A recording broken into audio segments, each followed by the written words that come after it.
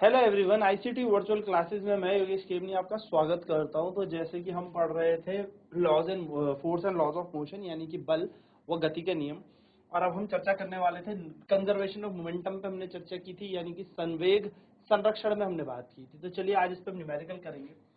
बस पहले की कॉन्सेप्ट थोड़ा याद रखिएगा कि क्या कहता है law of conservation of momentum. तो यहाँ पे लिख लेते हैं, अकॉर्डिंग टू लॉ ऑफ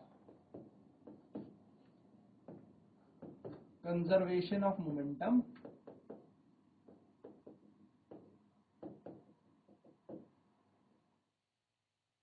यानी कि संवेग संरक्षण के नियम अनुसार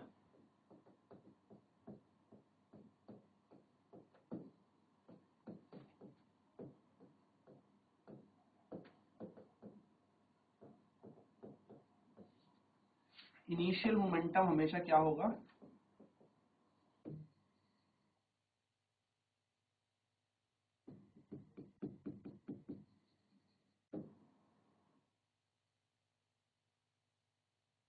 फाइनल मोमेंटम के बराबर होगा, यानी कि प्रारंभिक संवेग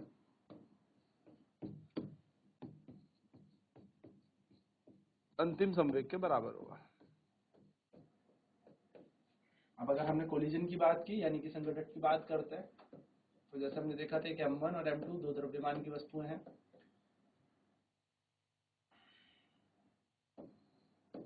m1 m2 दो द्रव्यमान की वस्तुएं हैं। m1 u1 वेग से चल रही है, m2 u2 वेग से चल रही है।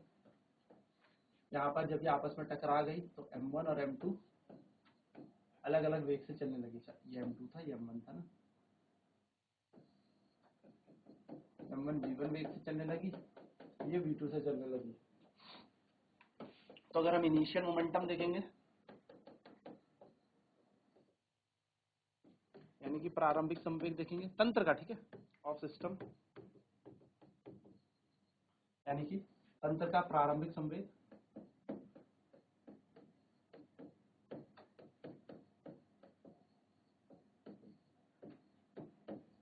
तो तंत्र का प्रारंभिक संवेग जो होगा वो कितना हो जाएगा, m1 u1 plus m2 u2।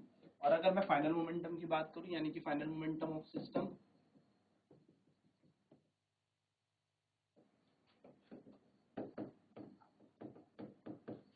यानी कि तंत्र का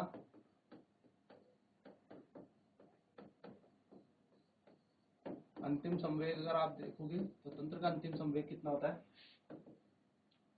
m1 v1 plus m2 v2।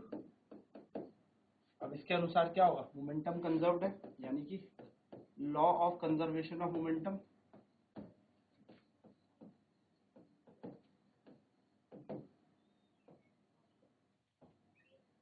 यानी कि संवेग संरक्षण के नियम अनुसार यह बच जाएगा m1 u1 plus m2 u2 बराबर m1 v1 plus m2 v2। ठीक है, तो इस तरीके से क्या हो जाएगा, ये बेसिकली हम यहाँ पर क्या कर सकते हैं, कंजर्वेशन ऑफ मोमेंटम अप्लाई कर सकते हैं। नोट डाउन कर लेते हैं फटाफट से, फिर अब इस पर न्यूमेरिकल करते हैं।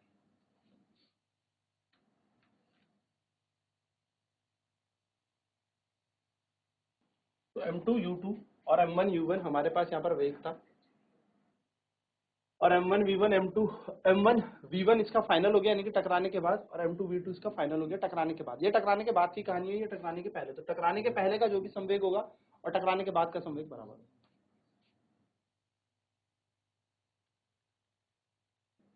तो टकराने के पहले यानी कि इनिशियल मोमेंटम का होगा m1 u1 plus m2 u2। पूरे तंत्र का देखना है आपको ना, पूरे तंत्र का संवेग आपको देखना है कि पूरे इंटायर जो तंत्र है, यानी कि तंत्र में आएंगे दोनों वस्तुएं, अकेले अकेली नहीं आएंगी। ठीक है, अकेली तो बदल ही जा रहा है, देखो m1 का v1 हो गया, यानी कि अकेला तो यहाँ पर चेंज हो ही रहा है, लेकिन आप पूरे सिस्टम का देखेंगे।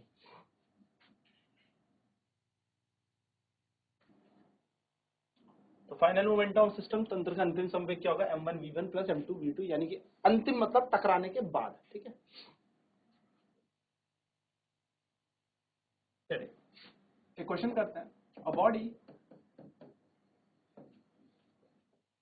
of mass 5 kg is moving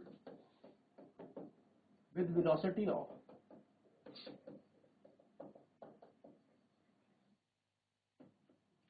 10 meter per second collide with a body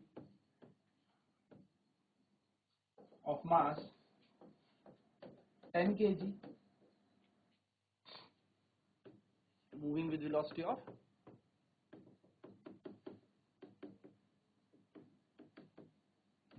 5 meter per second. After collision,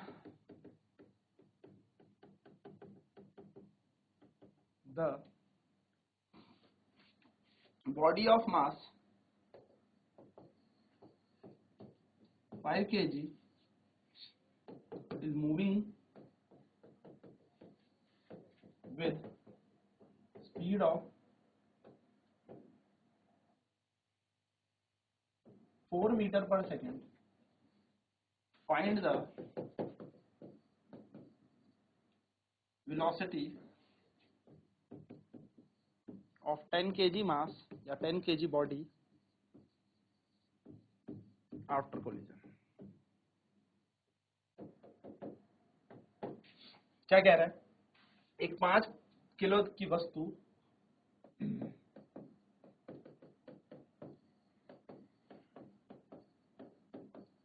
एक 5 किलो की वस्तु 10 मीटर पर सेकंड से चलती है के वेग से चलती है, वह एक 10 किलो की वस्तु जो 5 मीटर पर सेकंड से चल रही है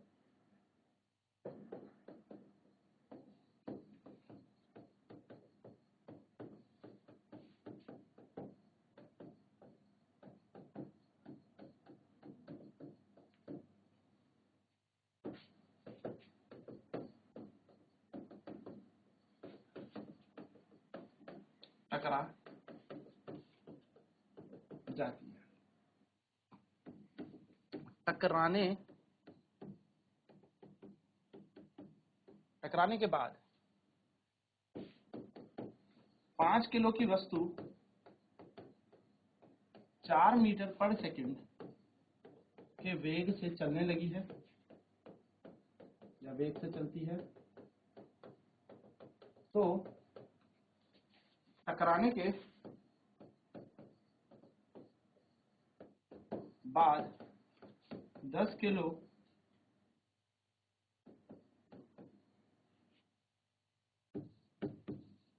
वाली वस्तु का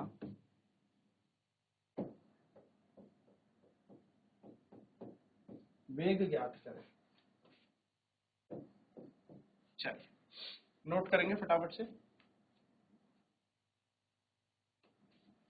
5 किलो की वस्तु 10 मीटर पर सेकंड के वेग से चलती है, वह एक 10 किलो की वस्तु जो 5 मीटर पर सेकंड के वेग से चलती है उससे टकरा जाती है। टकराने के बाद 5 किलो की वस्तु 4 मीटर पर सेकंड के वेग से चलती है, तो टकराने के बाद 10 किलो की जो वस्तु उसका वेग क्या होगा। तो कितना आसान क्वेश्चन है, बहुत ही आसान है। इसका डायग्राम बना लो। डायग्राम ऐसे बना लेते हैं, एक वस्तु ये रही, एक वस्तु ये। टकराने से पहले की कहानी। अब कैसे पता लगे कौन किससे टकरा रही है, तो ध्यान से सुनना, ठीक है। दोनों ऐसे टकराएंगे, ठीक है, एक ही दिशा में चल रही है, ऐसा करके भी लिखा होगा।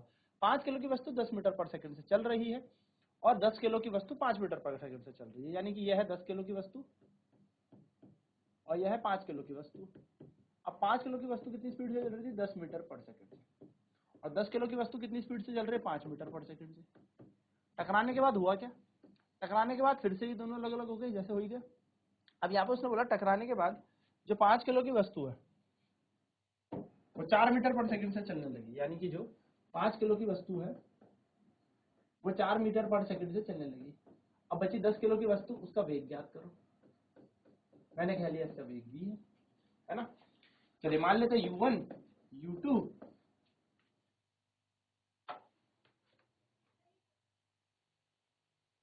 u1 u2 v1 और इसको v2 मान लो, जिसका मान मैंने v बोला है, ठीक है।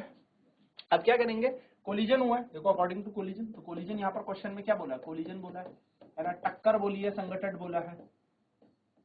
अब जब भी टक्कर होगी तो क्या होता है, momentum is conserved, momentum of system is conserved, यानी कि तंत्र का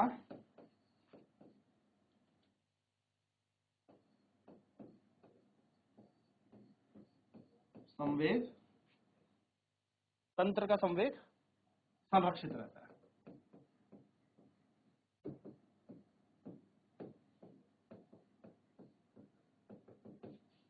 तो क्या होता है तंत्र का संवेग, और निकालें, m1u1 m2u2 बराबर m1v1 प्लस m2v2।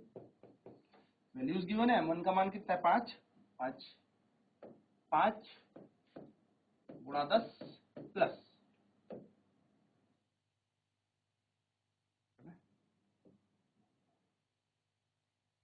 5 गुणा 10 प्लस 10 गुणा 5 गुणा 10 प्लस 10 गुणा 5 बराबर, फिर 5 गुणा 4 हो जाएगा, 4 से चलने लगी थी, प्लस फिर 10 वाली बॉडी v वेग से चल रही थी तो v की जगह v, 50 ये बन जाएगा, 50 ये बन जाएगा, 20 ये बन जाएगा, और यहाँ पर आ जाएगा 10v।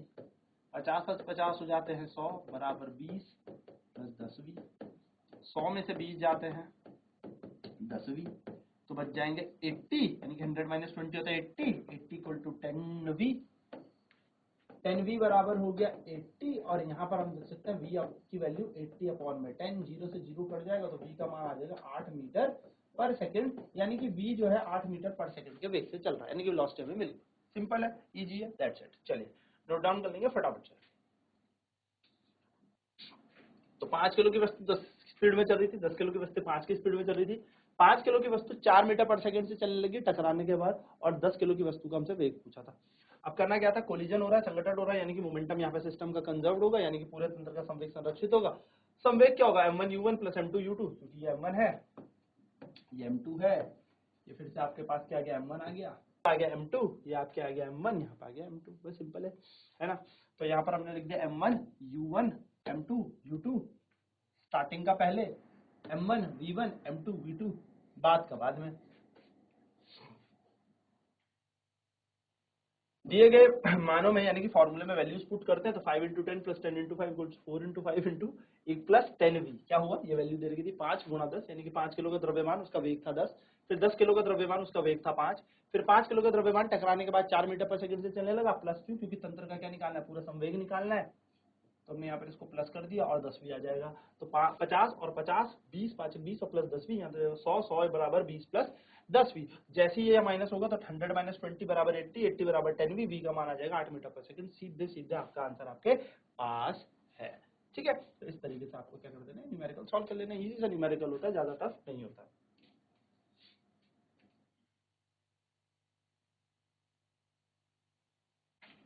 चलो एक क्वेश्चन और करते हैं। क्वेश्चन बहुत ही सिंपल है, पहले डायग्राम बनाओ, 10 किलो 50 किलो, ठीक है, 10 किलो की बॉडी चल रही है 5 मीटर पर सेकंड से, और ये रेस्ट में है। यदि रेस्ट में है यानी कि विराम अवस्था में, और अगर ये रेस्ट में तो इसका फाइनल, इसका वेग क्या होगा 0, तो u1 नाम दे दो इसको, u2 नाम इसको दे दो। टकराने के बाद जो 10 किलो का द्रव्यमान है वो आ गया आपका 1 मीटर पर सेकंड से चलने लगा, तो ये 50 किलो का द्रव्यमान कितने वेग से चलने लगा होगा, यानी कि इसकी वेलोसिटी कुछ भी नहीं करना। कोलिजन हुआ है यानी कि मोमेंटम कंजर्व्ड है, तो मोमेंटम को कंजर्व कर देते हैं भाई, अगर कोलिजन हुआ है तो मोमेंटम इज कंजर्व्ड।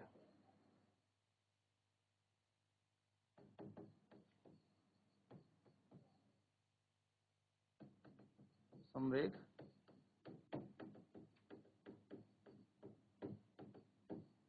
संरक्षित है, कर दो m1u1 प्लस m2 u2 बराबर m1 v1 plus m2 v2। m1 कितना है 10 गुणा 5 प्लस 50 गुणा 0, क्योंकि रेस्ट में भैया विराम अवस्था में m1 10 चलने लगा 1 से, m2 50, अब हमें क्या पता तो v मान लेते हैं, तो बन जाएगा 50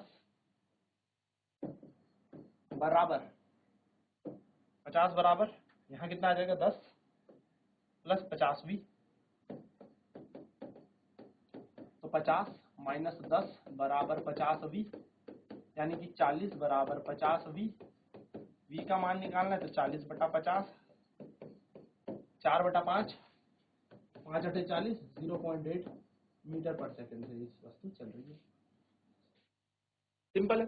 तो कोलिजन के जब भी न्यूमेरिकल आपको सामने दिखेंगे तो आपको क्या करना है, कंजर्व करना है मोमेंटम। कोलिजन वर्ड याद कर लो, ठीक है, यानी कि संघटन याद कर दो, जहां संघटन दिमाग में आया या न्यूमेरिकल आया वहां पे एक बार जरूर मोमेंटम कंजर्व करना, वैसे हो जाएगा इसी से सॉल्व। तो मोमेंटम यानी कि संवेग को संरक्षित करना। तो ये थी एक बेसिक सी कहानी इसके ऊपर। नेक्स्ट क्लास में इस पर और न्यूमेरिकल करेंगे, थोड़ा और कॉन्सेप्ट समझेंगे, क्योंकि अभी डायरेक्शन की बात आएगी, क्योंकि मोमेंटम यानी कि संवेग एक वेक्टर क्वांटिटी है, एक सदिश राशि है। तो आज की क्लास में इतना ही। आईसीटी वर्चुअल क्लासेस में जुड़ने के लिए धन्यवाद। आपका दिन